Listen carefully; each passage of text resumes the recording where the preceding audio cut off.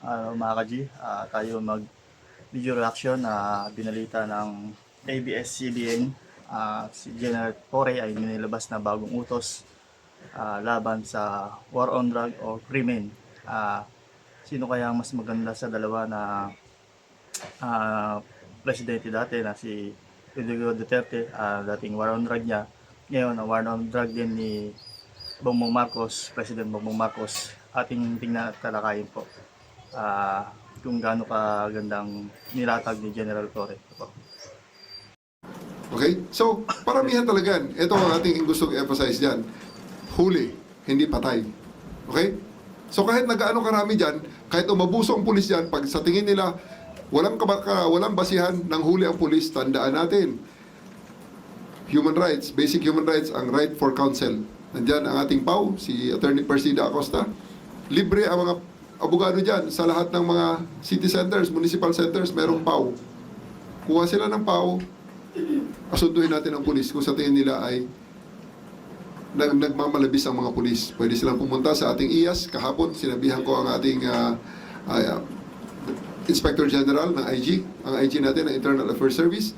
Pwedeng magreklamo ang mga kababayan natin sa Ombudsman, sa pleb, sa mga mayor, or sa mga media na gaya nyo.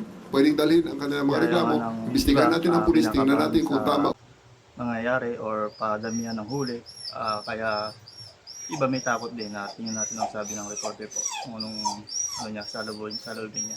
Yan po. Karapatan at pwede kumuha ng abogado dahil yan ay kanyang karapatan. Dahil pag inaresto ka, babasahan ka ng Miranda rights. You have the right to remain silent. You have the right for an attorney. And if you cannot afford an attorney may be afforded to you.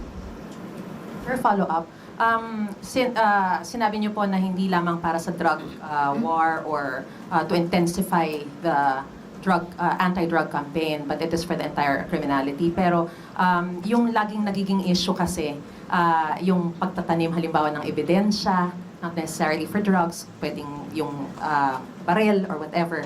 Paano natin maiiwasan yung ganito kung halimbawa magko-kompetisyon yung mga pulis at yun nga, baka mag-pressure sila. How do you maintain the integrity of the process? Po ang mga kriminal. Saka may naman po sila, may utos nga daw po na pwede silang magreklamo kung may mali ang nanguhuli. Hindi naman sila mamatay kasi nga hindi ni Torre na patay ng huli. Kailangan buhay para sila ay makapag sa kanilang mga kasalanan. Yan. The process. Pero the choice is here. Pumunta ang ating kababayan. Ang mga kababayan natin pupunta sa pulisyan, pupunta sa presinto. Bakit? Humingi ng redress. Sir, tulungan nyo kami kasi may mga adik doon sa aming mga adik na tambay doon sa aming daanan. Anong gusto yung sagot ng pulis? Punta ka sa barangay, bahala na sila doon. Or manghuli tayo. That's the choice. No.